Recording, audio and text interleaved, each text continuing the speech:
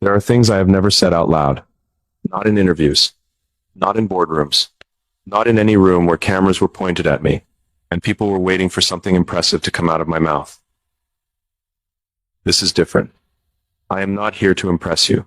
I am here because there are words that have been sitting inside me for a long time, words that feel urgent in a way I cannot fully explain. Not because I am running out of time in the dramatic sense, but because I have learned, slowly, and sometimes painfully, that most people wait too long to say the things that matter. They assume there will be another moment, another chance, another conversation. And then there is not. So if you will let me, if you are willing to sit with me in this, I want to speak to you directly. Not as a public figure, not as someone with rockets and headlines and all the noise that follows me everywhere. Just as a man who has been thinking quietly about what it means to really reach someone before the moment closes. Will you listen? Because what I have to say, it was always meant for you. If you are still here, stay with me. I am going to reveal something at the end that you do not want to miss. And if you are interested, subscribe to my channel. I want to start with something most people never say to someone like you. Not the polite things. Not the surface things. I want to start with what I actually see when I think about a woman who has lived as long and as deeply as you have.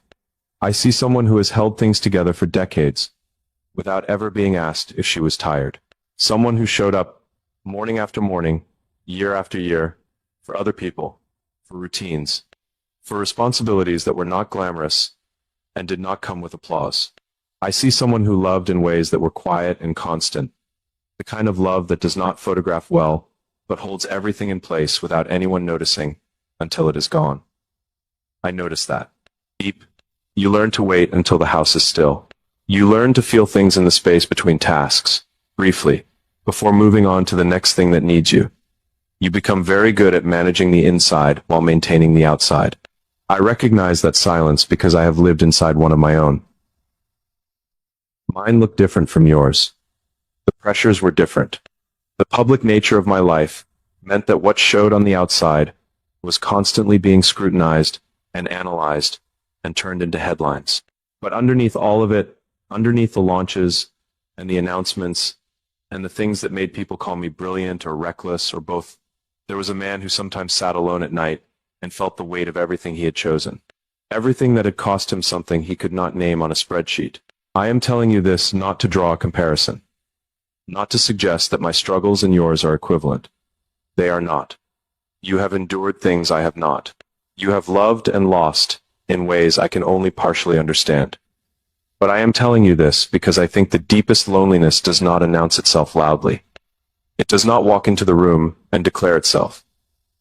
It sits beside you quietly, dressed up as discipline, as duty, as the simple habit of being fine.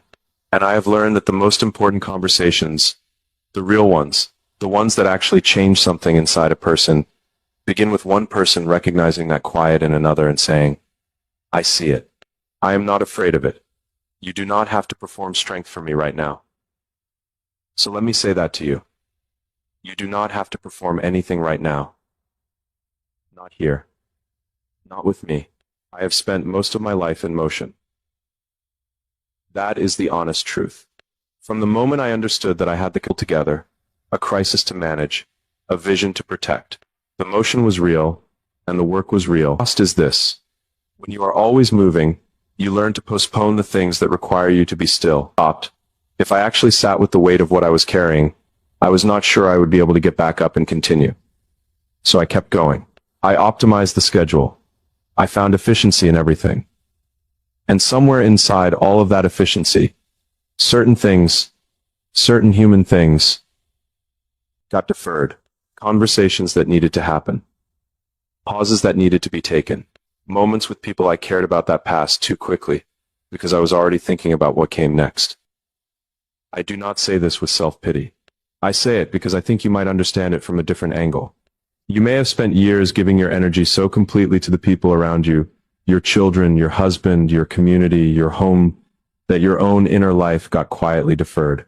Not abandoned. Just postponed, again and again, until the deferral became a kind of habit you forgot you had started. And then one day something shifted. A chair became permanently empty at the table. A season of life ended, and a new one began, and nobody handed you a map. And in the quiet that followed, all those deferred things started surfacing, not violently, but steadily. Like water rising slowly in a room you had kept tightly sealed. That is when everything becomes more tender, more honest, more complicated. I think about what that kind of quiet arrival must feel like for a woman who has spent 60 or 70 or more years being someone for others. The way it must be disorienting at first, this unexpected expanse of time. Because what is changed is the shape of your days, the shape of your purpose, the shape of who knows your name and says it out loud with genuine warmth.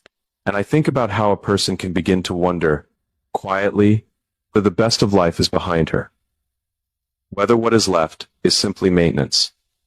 Managing health, managing solitude, managing the graceful descent. Answers what the quietness suggests. I have built things that should not have been possible by standard reasoning.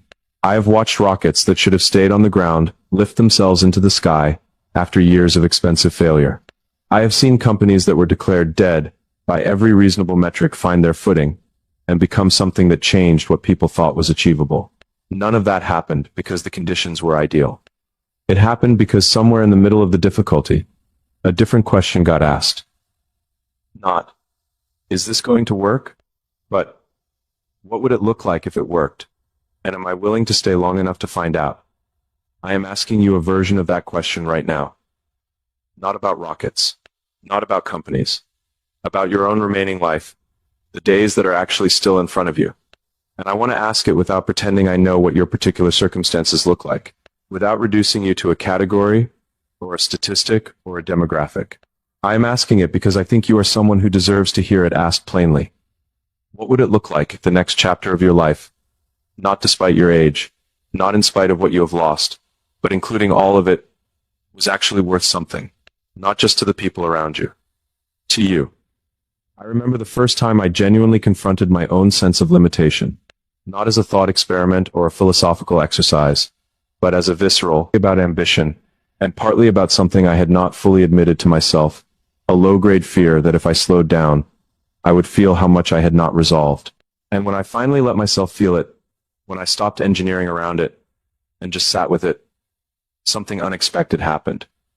It did not destroy me. It clarified me. It told me what actually mattered. It stripped away the noise I would been generating to avoid the signal.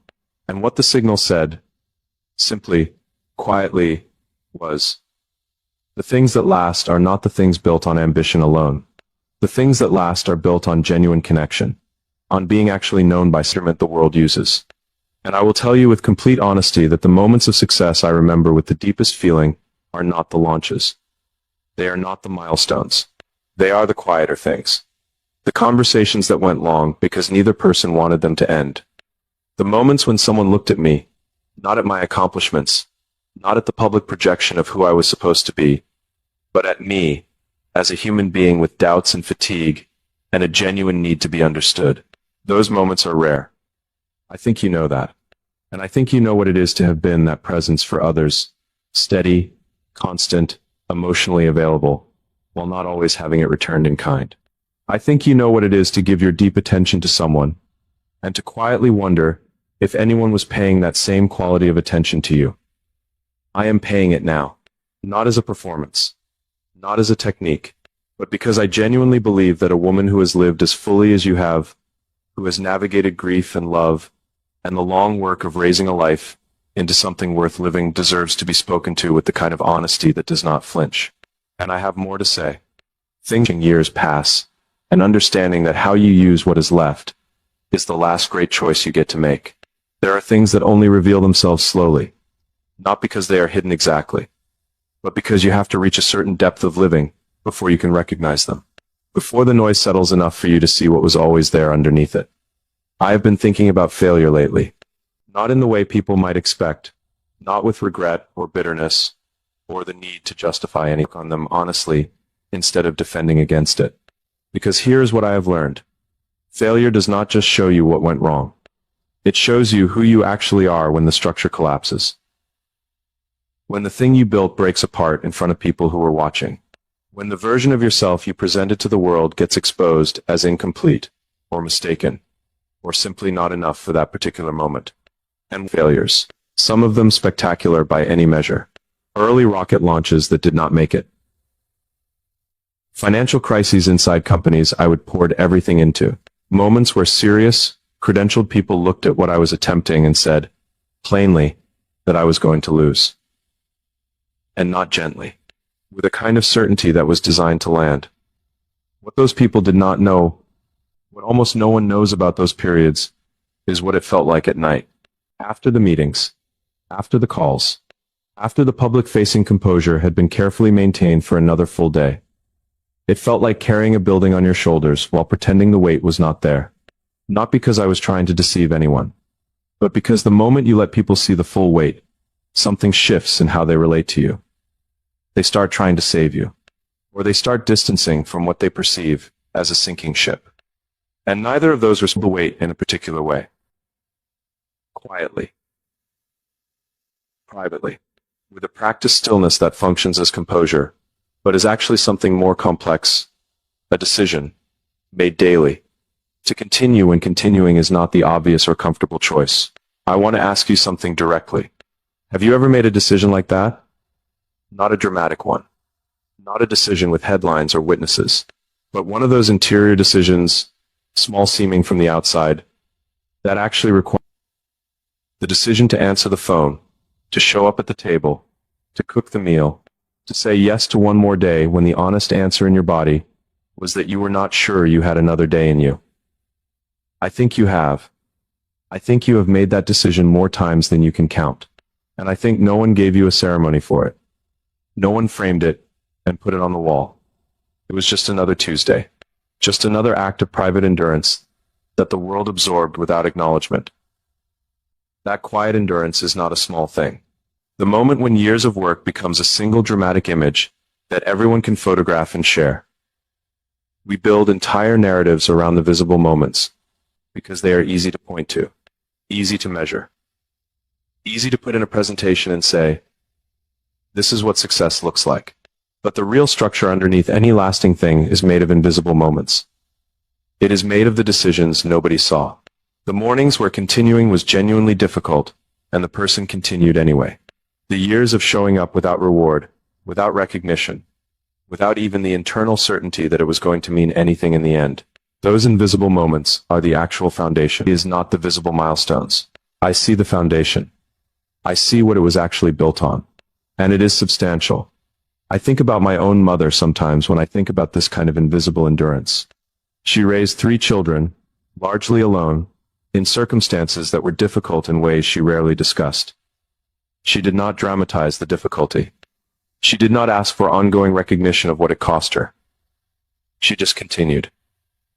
And in that continuing, in that daily, unglamorous, uncelebrated act of continuing, she built something in her children that no external achievement could have produced. That difficulty is not the same as defeat. That the morning always comes, even when the night is very long. She is older now. And what I notice in her, what strikes me when I see her, is that the endurance has not diminished her.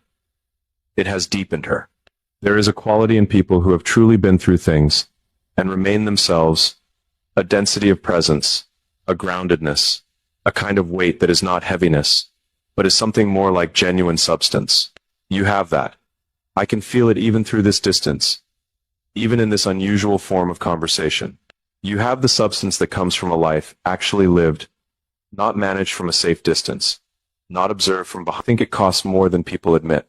Real engagement, the kind where you are truly present, truly invested, truly open to being affected by what happens, is not free.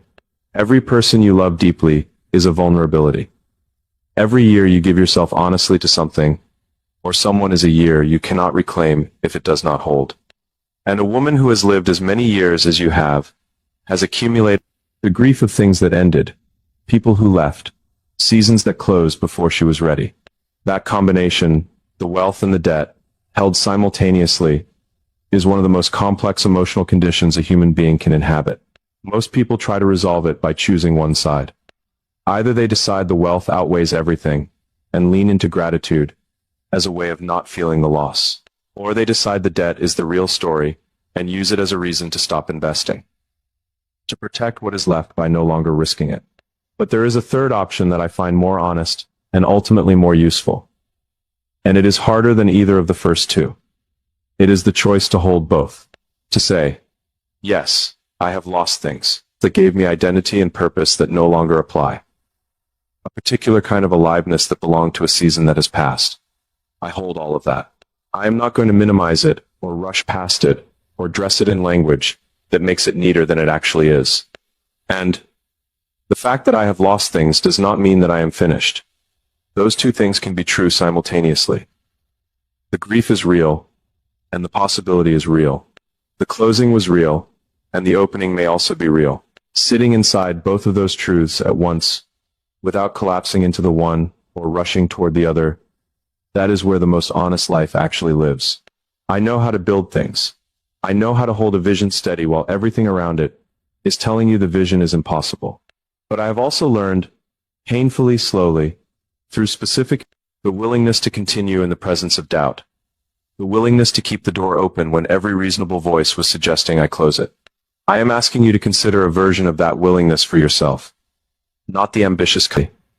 What would it feel like to let something new find me? Not to go searching for it desperately. Not to manufacture hope where none exists. But simply to remain open, genuinely, specifically open to the possibility that the life still in front of you contains something worth arriving at.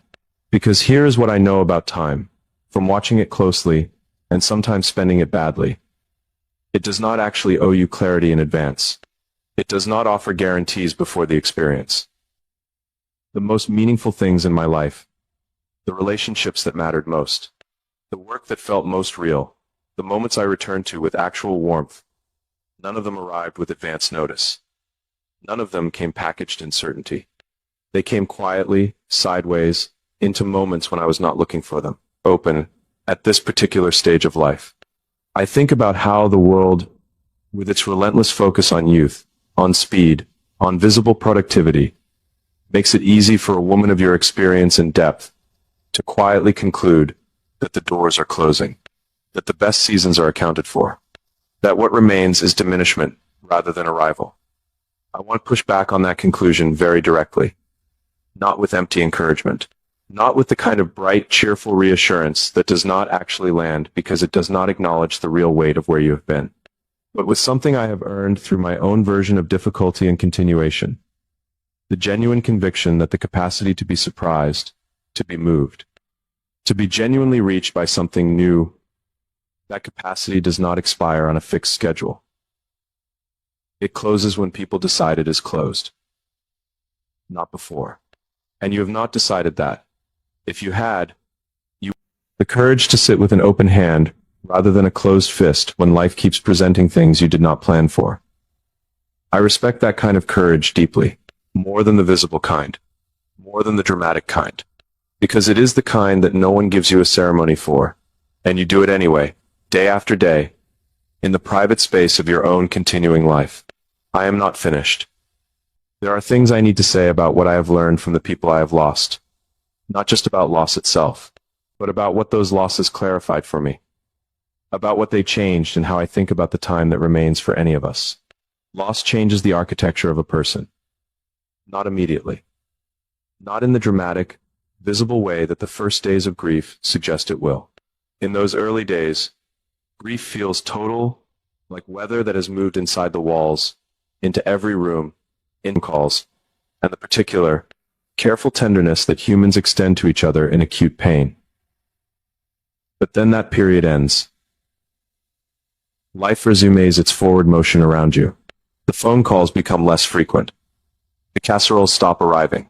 The world, gently, without malice, simply because it has its own continuing business, moves on. And you are left with something quieter and more permanent than the acute grief. You are left with the restructured interior. The rooms that used to hold certain sounds, certain presences, certain reliable textures of daily life, and now hold something else. Not emptiness exactly, but a changed quality of space. I have lost people. I will not specify all of them or rank the losses in order of magnitude, because I do not think loss works that way, and I do not think you would trust me more for doing it. But I have sat in rooms that used to hold someone and felt the specific weight of their the particular angle of light at a certain hour.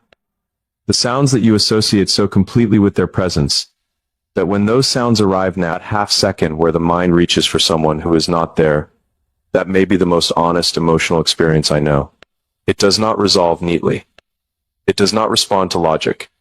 It just happens quietly in the middle of ordinary moments, and you absorb it and continue. Because that is what you do. Because the alternative is to stop, and stopping is not actually available to you. I want to talk about what that kind of loss does to your relationship with the present moment. Because here is something I have noticed, something I did not expect, and could not have predicted. Loss, over time, does something unexpected to the quality of your attention. It sharpens it. For the specific quality of an unremarkable conversation to be something you would, later, give almost anything to have back. That knowledge is heavy. I will not pretend it is not. The weight of knowing how temporary everything is, not as an abstraction, but as a felt, personal truth, does not make life feel lighter. It makes every moment carry more of its own gravity, more of its own significance. And significance, sustained over time, is exhausting in a way that people who have not reached this stage of life do not fully understand.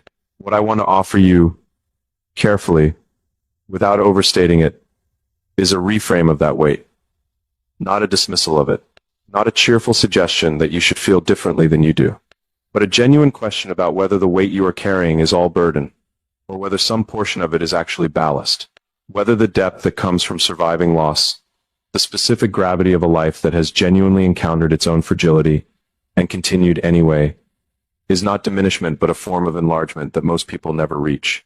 I have worked alongside brilliant people my entire adult life. Technically brilliant, strategically brilliant, creatively brilliant people who could solve complex problems with a speed and elegance that are not the same as wisdom. The ability to process information rapidly is not the same as the ability to stakes are highest, and I need judgment that will not fail under pressure, are almost always people who have been through something real. People who have stood inside a genuine loss, or a genuine failure, or a genuine reckoning, and come out the other side still fundamental. That particular form of tested, durable integrity cannot be studied into existence. It cannot be optimized or reverse engineered. It can only be lived. You have lived it. And I want to say something about that directly, because I think it is possible that no one has said it to you in quite this way. The years you have spent navigating difficult things, the losses, the adjustments, the seasons that required more of you than felt fair, those years did not deplete you. They refined you. They burned away the less essential things and left something that is, in its own way, extraordinary. The extraordinary part is not dramatic. It does not announce itself. It is simply this: a person who has genuinely lived, who has loved fully and lost honestly, and continued with their fundamental character intact, carries a quality of presence that cannot be manufactured, a groundedness, a capacity for genuine response to other people that comes only from having been genuinely tested yourself. I want to tell you something personal now, something I have not said in public, because the public context does not have room for it, and because honesty requires a certain kind of intimacy that press conferences do not provide. There have been periods in my life, specific, identifiable periods, when I felt genuinely unseen. Not misunderstood in the way that gets discussed publicly, where people debate your intentions or your methods or your public decisions, but unseen in the deeper sense. The sense where the people physically closest to you do not actually perceive who you are inside the accomplishments, where the version of you that exists in other people's minds is that version is effectively alone. That particular loneliness, the loneliness of being surrounded by people who know it can be chosen. It can be a form of restoration. But the loneliness of being present and unseen, that is something else. Something that sits in the chest differently. Something that creates a very specific hunger. Not for company, exactly, but for recognition. For the experience of being genuinely perceived by another person. Of having someone look at you, not at your output, not at your reputation, not at the useful version of you they require, but at you, specifically, in your actual complexity, and remain. I think you know that hunger. I think you may have felt it inside relationships that were real in their way, that were genuine commitments, that held through decades, and yet still left something unnamed, still left a part of you that was not fully reached. Not because the people who loved you were inadequate or unkind, but because that particular depth of recognition is rare. Because most people, in the press of their own lives and their own interior concerns, cannot consistently hold the kind of attention that genuine recognition requires. And when that goes unmet for a long time, when a person spends years giving deep attention to others, while that quality of attention is not fully returned, something happens that is easy to misread. You can begin to conclude that the unmet hunger means something is wrong with you, that your need to be truly seen is somehow excessive, that the hunger itself is the problem, that a more reasonable person, a more adjusted person, would not need this so acutely. You begin to quietly edit the hunger down, to make peace with less, to tell yourself that what you have is enough, and that needing more is a form of ingratitude. I want to say this as plainly as I know how. That conclusion is wrong. The hunger to be character or your capacity for contentment. It is one of the most fundamental. Hunger persists in people who have not yet decided to stop, who have not yet concluded that the depth of connection they are capable of is no longer available to them, who are still, quietly, without announcing it, holding space for the possibility that something real might still find them. That persistence matters. It matters more than I can adequately express in a single conversation. Because I have seen what happens when people stop holding that space. When they make the final accommodation, the one where they close that particular door, and call it acceptance, and move efficiently through their remaining days. There is a quality that leaves them, a specific light. And what remains is functional and often dignified, and sometimes even peaceful. But it is not the full thing. It is a life running on a reduced interior. You are not running on reduced. Whatever you may feel in your harder moments, whatever the quiet hours suggest about your diminishment, or your irrelevance, or the narrowing of what is still possible, the fact of your hunger contradicts it. The fact that you can still be reached, still be moved, still be present enough to sit inside these words and feel them, that is not a small fact. That is the most important fact about you right now. And I have more to say about what I have learned from the people who stayed, and why their staying changed everything about how I understand what we owe each other, about what loyalty actually looks like when it has been tested by time and difficulty, and the specific pressure of a life that did not unfold the way anyone planned. Loyalty is one of those words that gets used so casually it has almost lost its shape. People say it easily. In toasts, in vows, in the ordinary declarations of affection that fill a life with the texture of belonging. And holding it across decades, across the specific gravity of real time, real difficulty, real change. Those are two entirely different acts. And the difference between them is where the pressure. Alliances that held perfectly until the moment they became inconvenient, and then released cleanly and without apparent remorse. I have seen people I considered close become strangers with remarkable efficiency the moment the relationship stopped, serving something they needed. And I have watched loyalty hold in ways that were quiet and almost unremarked.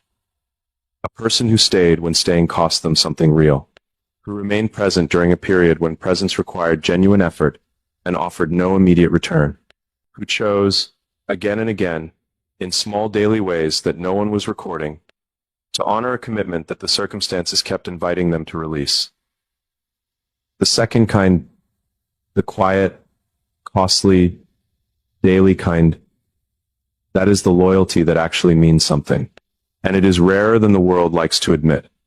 I want to speak to what it means to have been that kind of loyal, to have stayed across the long arc of something, a marriage, a family, a life built with another person through seasons that were not all gentle, to have shown up, year after year, with the kind of faithfulness that does not photograph well, and does not receive ongoing recognition, because it becomes, over time, simply the assumed texture of who you are. The world takes that kind of faithfulness for granted. It absorbs it without full acknowledgement because it is steady, and steadiness, unlike crisis, unlike triumph, unlike the dramatic peaks and valleys that draw attention, steadiness is invisible by nature. It holds things in place so quietly that people forget it is holding anything. But remove it, and everything catastrophic. Not the people who generated the announcements. Not the people whose names appeared in the coverage. The ones who maintained the integrity of the system quietly, consistently, over long periods without anyone noticing, because the system was working. Their invisibility was a direct function of their competence. Your faithfulness worked the same way. The life you held together, intelligent, emotionally costly work that happened largely without an audience. And I want to name something that I think sits alongside that faithfulness in a complicated way. Not with the drama of resentment, but quietly, in the particular way that long-deferred things accumulate. You may not even have a complete accounting of what was set aside. You may not remember the specific moments of deferral, because there were so many of them, and they were each so unremarkable individually. But the total weight of them is real. And I think that weight is part of what makes this particular stage of life so complex. Because the deferral period is over now. The structure that required constant maintenance has changed shape. The roles that organized your time and your attention have evolved or ended. And in the space that remains, all those deferred things are present in a new way. Not as accusations you are when you are not primarily defined by what you do for others. About what you actually want when want is genuinely available. About which parts of yourself were temporarily set aside, and which parts were, perhaps, quietly abandoned without a formal decision being made. I have had to ask myself versions of those questions, and I will tell you honestly that I did not find the asking comfortable. There is a particular discomfort in confronting the distance between the life you have been living and the interior life you have been managing around it, between the public construction and the private reality, between what you present and what you actually care. It is a sign that something true is trying to surface, and things that are true, genuinely, essentially true about a person deserve to surface. They deserve the space and the light and the honest attention that only comes when the performing and the maintaining and the managing finally pause long enough for the real things to be heard. What do you actually want? Not what seems reasonable at your age. Not what you think is still available. Not what you have been told to want by a culture that has specific bones in that deep interior place that knows the difference between genuine desire and acceptable compromise. I am not asking that rhetorically. I am asking it because I think it is a question you may have been avoiding. Not out of cowardice. Nothing about you suggests cowardice, but out of a kind of protective practicality. The question feels dangerous when you are not sure the answer can be honored. When you are not sure the territory it points toward is still accessible. When the honest answer might expose a gap between what is and what you still, despite everything, wish for. I understand that particular caution. I have practiced versions of it myself. There are things I want with everything else I was responsible for. And for long periods, that rationalization was functional. It let me keep moving.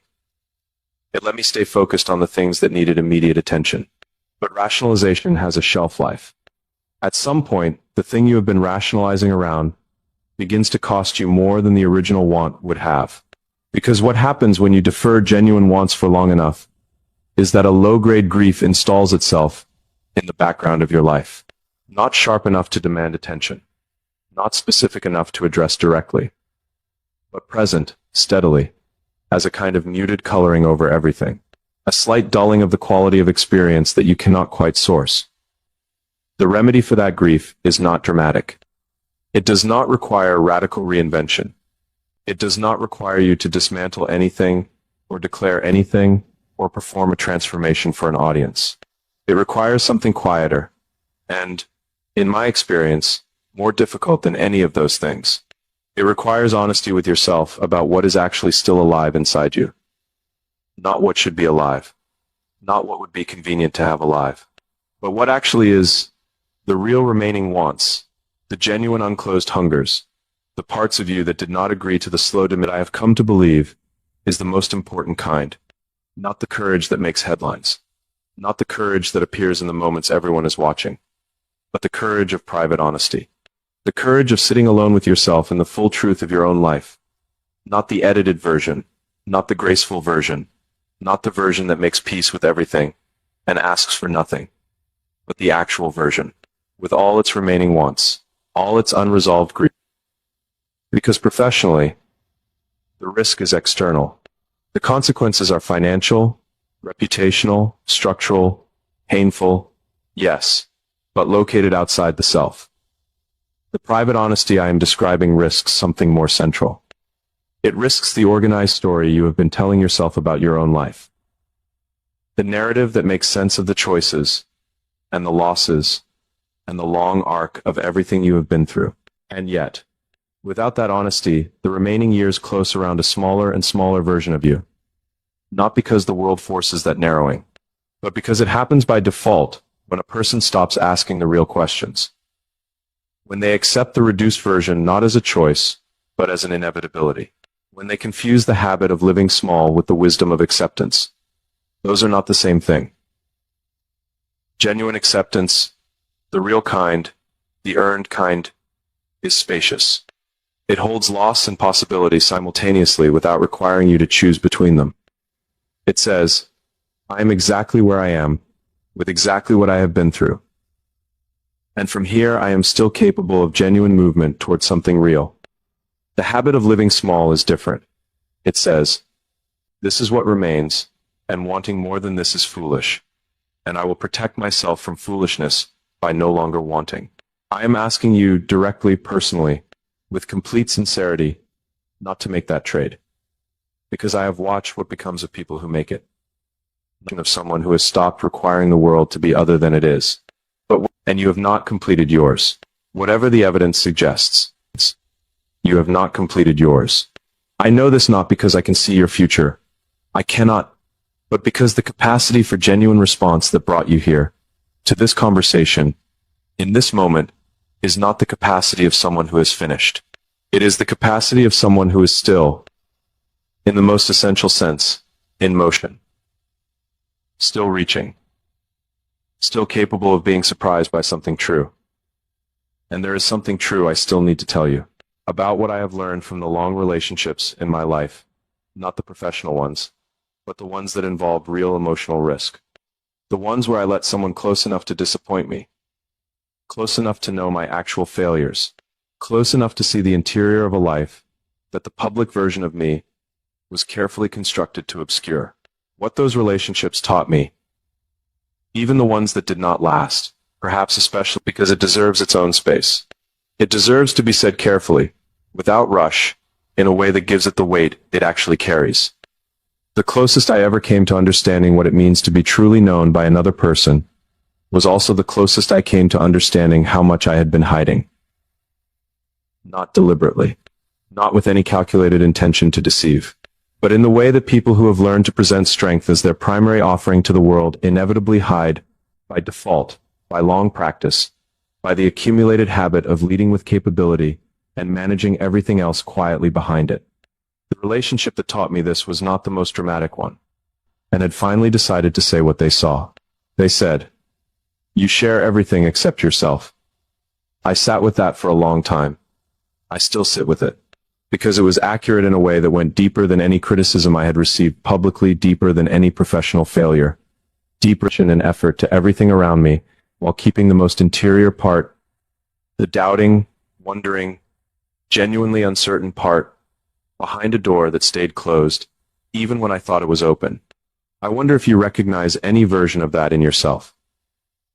Not the same configuration, not the same history, but the particular habit of being present and capable and emotionally available for the people around you, while maintaining a private interior room you do not ask out loud reside, where the wants you have rationalized away still sit quietly, where the grief you have managed so gracefully for others occasionally surfaces in its full, unmanaged form just for you. Most people live with that room locked for so long that they stop noticing it is there. The lock becomes part of the furniture. The habit of privacy becomes indistinguishable from the self. And when someone comes close enough to notice the door, close enough to say, gently, that they would like to know what is inside, the first response is almost always discomfort. Not because you do not want to be known, but because being known requires something that years of managed presentation have made genuinely difficult. It requires letting someone see you before you have made the thing presentable. I have had to learn that. Not quickly. Not comfortably. It was simply the true one. Moments I failed to take, because the act of being genuinely seen felt more dangerous than any professional risk I would ever taken. And what I have come to understand, what I can now say with the confidence of someone who has actually tested it, is that the fear of being seen is not proportional to the actual danger. The thing you are protecting when you keep the interior room locked is not as fragile as the locking implies. The real you, the full, complex, doubting, wanting, sometimes lost, and sometimes absolutely certain version is not going to break under genuine attention. It is going to breathe. There is I am not sure it is even desirable. But accurately, when the version of you that exists in another person's perception aligns closely enough with the version you actually inhabit that the gap between them stops requiring maintenance. That relief is unlike anything I can describe through achievement. It does not feel like winning. It does not feel like solving. I want to talk about what makes that kind of knowing possible. Because it does not happen automatically. It does not happen simply because two people are in proximity, or even because they care about each other. It requires a specific set of conditions that do not arise by accident. It requires someone who is willing to pay the particular quality of attention that sees past the presentation, who is patient enough and curious enough and secure enough in themselves to wait for the real thing rather than accepting the surface version, because the surface version is easier and less demanding and fits more neatly into what they expected to find. That kind of attention is rare. I have encountered it a handful of times in my life. And the quality of their attention, the genuine, unhurried, non-transactional quality of it, created a space where honesty became possible in a way it normally is not. I think you have offered that quality of attention to people throughout your life. I think you are someone who has the capacity to truly see another person, to look past what they present, and perceive something of what they actually carry, and that this capacity has been one of your most quietly significant gifts to the people fortunate enough to receive it. And I think it is possible that you have not always had it returned in the same measure. Not because the people in your life were unwilling, but because that quality of attention requires a particular kind of development that not everyone reaches. It requires having been sufficiently tested by life, sufficiently humbled by your own limitations, sufficiently acquainted with your own complexity, to stop relating to other people primarily through the lens of what you need from them, and begin relating through genuine curiosity, things that mattered, and surviving the wrongness with your character still intact.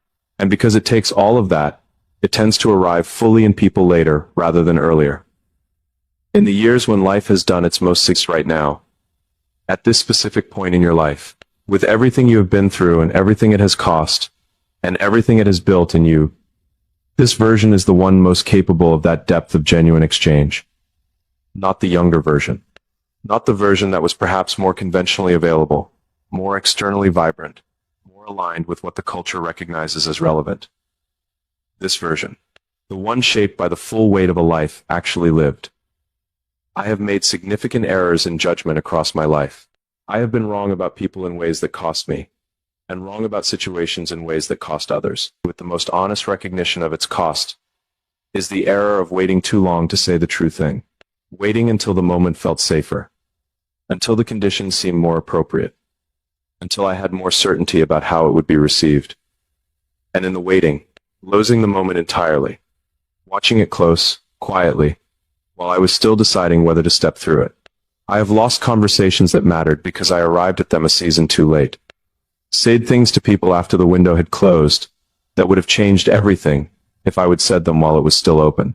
Held back the truest version of what I felt because the honest expression of it seemed like more exposure than I was ready for, and then watched the opportunity pass and lived with the particular grief of knowing that I had the words and chose the silence.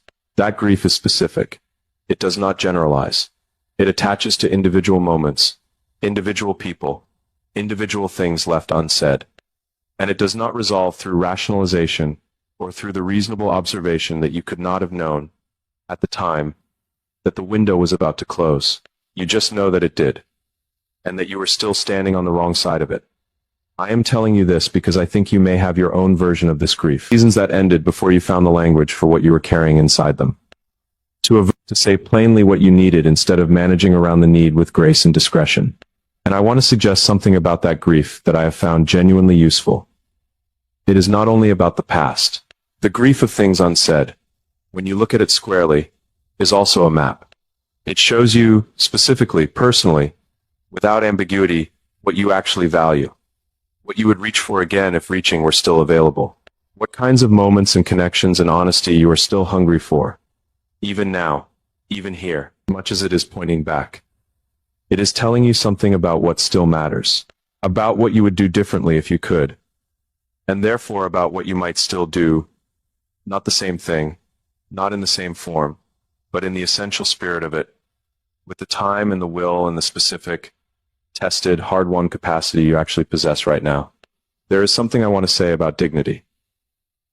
Not as an abstract concept, not as a quality that gets assigned to people from outside, awarded for comportment or grace under pressure, or the admirable management of difficult circumstances, but dignity as an interior experience, as something you either feel in yourself or you do not, and the presence or absence of which determines the quality of how you inhabit your own life. I have been in rooms with enormously powerful people who had no interior dignity, who were externally impressive, commanding, credentialed, visibly successful by every available measure, and yet somehow fundamentally self-diminished, living in a kind of quiet contraction inside the large performance of their public presence, relating to themselves with a harshness or a dismissiveness or a fundamental disrespect for their own genuine needs and genuine nature that no external achievement had been able to correct. And I have been in rooms with people who had very little by the world's measures and everything that argued against it. There is a particular kind of mourning that I think you know. Not the mornings with agenda. Not the ones that begin with lists and obligations and the immediate forward pull of things that need doing. But the slower mornings, the ones where you surface from sleep gradually and lie still for a moment before the day assembles itself around you, where consciousness returns gently, and there is a brief, unguarded interval before the familiar weight of everything settles back into its usual place. In that interval, in those few unhurried seconds before the day fully claims you, something honest is sometimes briefly visible. Something that the managed, forward-moving, socially presentable version of your day will shortly require you to set aside. A clarity about what you actually feel, about what the life you are living actually costs, and what it actually offers, about what you are carrying and what you are hoping for, and what you are quietly grieving in a register too low for ordinary conversation. I have learned to pay attention to those intervals, not to dramatize them, not to build elaborate interpretations around the thoughts that surface in the unguarded moments between sleep and full waking, but simply to notice them. To give them a moment of honest acknowledgement before the day's requirements redirect my attention outward. Because those moments are telling you something. Something your more organized, more functional, more socially available self has learned to efficiently manage around. And the something they are telling you is not a problem to be solved. It is the actual interior condition of your life, the real one, underneath the one you maintain for the world, asking, quietly, and with considerable patience, to simply be acknowledged. I want particularly for people who have spent decades being capable. Being the one who identified the problem and moved toward the solution. Being the person others turned to when something needed addressing, because you're competent and let it be difficult. That instinct is a gift. I do not want to suggest otherwise. Enormous amounts of human suffering would go unaddressed, and enormous amounts of necessary work would go undone. But the instinct has a shadow side when it is turned inward. When the same person who moves so effectively toward other people's pain turns that same energy toward their own interior life, and immediately begins trying to fix what they find there. Because the interior life is not always a problem to be solved. Sometimes it is simply a condition to be inhabited. A grief to be sat with. A longing to be acknowledged. A question to be held open, rather than closed efficiently, with whatever answer is most immediately available.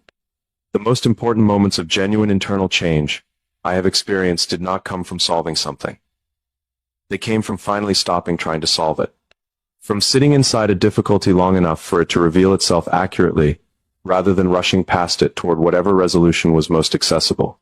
That patience with your own interior, that willingness to sit with what is genuinely unresolved without immediately engineering around it, is one of the most quietly radical things a person can practice.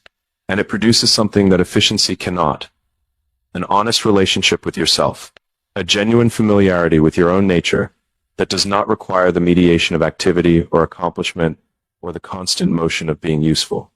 I want to speak now about something that I think sits at the center of what you are navigating in this particular season of your life. Something that I not as a crisis, not as a loss of identity in the dramatic sense, but as a genuine, open, honest inquiry. Because the roles that organize your sense of yourself, the roles that gave your days their structure, and your efforts their direction, and your presence its clear relational purpose, those roles have evolved. The version of you they originally called forward is no longer quite the version being called forward now. And in the space that creates, in the genuine openness of a life that is no longer as completely organized by others' needs, there is both an arcade shifts. The disorientation is genuine. The question of what you are for, asked now not rhetorically but practically, in the actual texture of how you spend your days and direct your attention, that question can feel destabilizing in a way that nothing external quite prepares you for. But the invitation is also real. And I think it is one that most people, in the press of managing the disorientation, do not stop long enough to actually receive. The invitation is this: for perhaps the first time in a very long time, the definition of who you are is genuinely up for reconsideration. Not because the previous definition was wrong. Not because the life you built in those roles was insufficient or wasted, but because you are no longer primarily required to be someone specific for other people's purposes. And in that freedom, unfamiliar, and sometimes uncomfortable, as it is, lies a genuine possibility. The possibility of choosing who you are from the inside outward, rather than from the outside inward. I have had, across the arc of my working life, moments where the constraints lifted unexpectedly, where a project ended or a crisis resolved, and reclaimed my attention. There was sometimes a brief, disorienting, genuinely interesting period where I had to confront the question of what I actually wanted to do with unstructured time. The honest answer was sometimes surprising. Sometimes the thing I reached for in those unconstrained moments was not the next ambitious thing. It was something much quieter. A conversation without agenda. An hour of reading something with no professional application. Those moments revealed something that the relentless forward motion of my professional life made it easy to forget. That the interior of a person is not made only of ambition and capability and the drive towards significant outcomes. That underneath all of that, sometimes quite far underneath, in people like me who have spent decades leading with the ambitious version, there is a simpler, quieter self that wants simpler, fortunate enough to be genuinely close to you. I want to say something about the people who are currently in your life. Not about any individual specifically, because I do not know your particular circumstances with that precision, but about the general question of closeness, of who actually knows you, and how well, and what that knowing consists of. There is a difference between people who are familiar with you and people who actually know you. Familiarity accumulates through time and proximity. It builds a detailed map of your habits and preferences and the surface texture of your daily life. Familiarity knows what you like for breakfast, and how you take your coffee, and what subjects make you uncomfortable, and which memories you return to in conversation. Knowing is different. Knowing involves access to the interior. To the room I spoke about earlier, the one where the unedited version lives. Knowing requires that you have allowed someone past the presentation, past the managed side difficulty. Knowing requires that you have let someone see you uncertain, unresolved, genuinely afraid of something, wanting something you were not sure you deserved to want, grieving something in a way that did not resolve cleanly or quickly into the dignified acceptance that would have been easier for everyone. How many people know you in that sense? I ask that not to make you lonely, but to make you honest.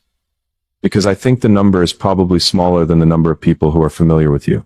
And I think that gap that can exist inside even a populated, well-connected life. The remedy for that gap is not to find new people. Not necessarily. Not first. The remedy begins with the decision to allow the knowing to open the interior room gradually, and with appropriate discernment, to the people who have demonstrated the quality of attention that genuine knowing requires.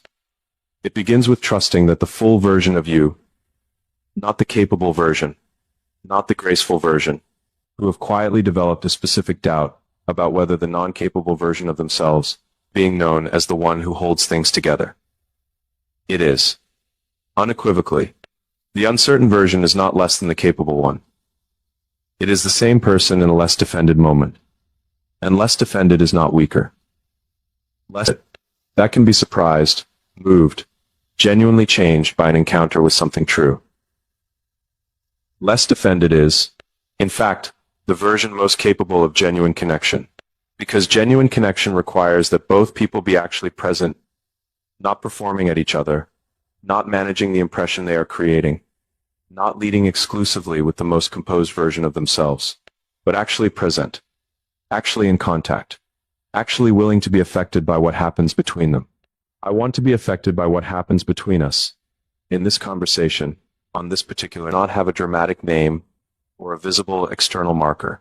But something real has moved through these words, a quality of honesty that I do not often find the space to offer, and that you have received with a quality of openness that I do not think you offer carelessly. That exchange matters. Even in this unusual form. Even across this unexpected distance. Even in the absence of all the ordinary markers of genuine human encounter. It matters because honesty received honestly is one of the most human things that can happen between two people. And it has happened here, tonight, between you and me.